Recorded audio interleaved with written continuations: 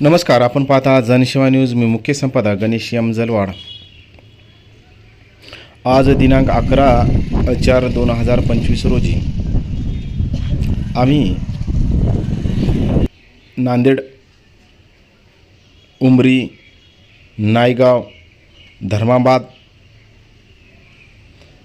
या ठिकाणी जेव्हा दौरा केला तेव्हा PWD अंतर्गत रस्ते तर झाले आणि त्यांना बसण्यासाठी फाटी करण्यात आली, फलक बोर्ड लावण्यात आलं आणि बसण्याची उत्तम व्यवस्था केली. परंतु हिमायतनगर ते किनवट वगळता बसण्याची व्यवस्था केलेली दिसून येत नाही. आणि भर उन्हाळ्यामध्ये जे लोक प्रवासी ये जा करत असतात, परंतु त्यांना तिथं बसण्याची व्यवस्था आणि जे की गाव आल्याच्या नंतर गाव फलक बोर्ड जे पाहिजे असतात, हे फलक बोर्ड त्या लोकांना दिसून येत नसल्यामुळे धांदलगती होत आहे.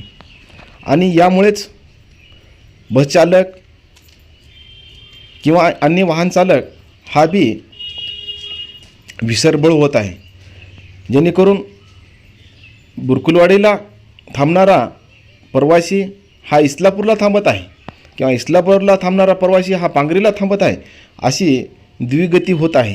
त्याच्यामुळं ज्या ठेकेदाराने हे रस्ते बनवले त्याच ठेकेदारानं हे बसस्थानक बरोबर नामफलक लावून का केले नाही, याकडे PWD अधिकारी वर्ग यांचं दुर्लक्ष का आहे, का ताबडतोब करून हे काम घेता येत नाही, अशी जनतेतून ओरड आहे.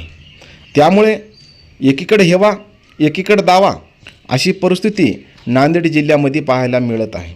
त्यामुळे खरोखरच PWD हिमायतनगर अधिकारी आणि त्यानंतर किनवटचे अधिकारी यांनी या समस्येकडे लवकरात लवकर लक्ष देऊन जे भर उन्हाळ्यामध्ये जनतेला जो त्रास होत आहे, हा त्रास लवकरात लवकर मिटवता येईल का, याकडे हे जनतेचं लक्ष आहे.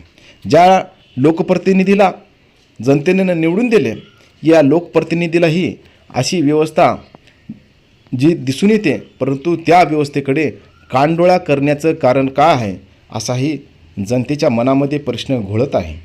त्यामुळे खरोखरच बोदडी मार्गावर आणि रस्तेही काही जागी खड्डे पडलेले आहे, जेणेकरून दुचाकी वाहन स्वार हा अपघात होण्याची शक्यता आहे. आपण पाहत राहा जनसेवा न्यूज. लाईक करा, सबस्क्राईब.